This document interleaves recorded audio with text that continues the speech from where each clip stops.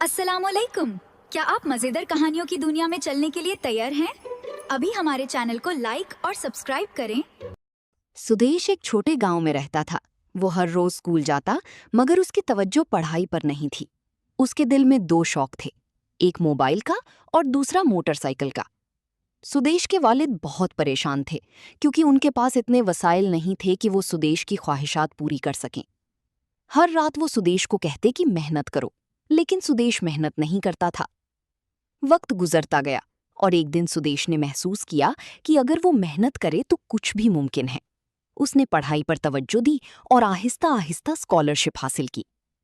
आखिर में जब वो कामयाब हुआ तो उसका बाप बहुत खुश हुआ और उसे पहली बार एक मोटरसाइकिल तोहफे में दी।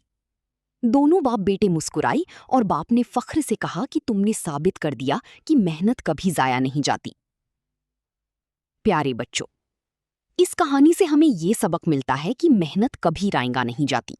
अगर आप दिल लगाकर मेहनत करें, अपने माँ बाप की बात मानें और सच्चे दिल से कोशिश करें, तो अल्लाह ताला एक दिन जरूर कामयाबी अता करता है। इसलिए हमेशा अच्छे काम करें, मेहनत करें और अपने ख्वाबों पर यकीन रखें।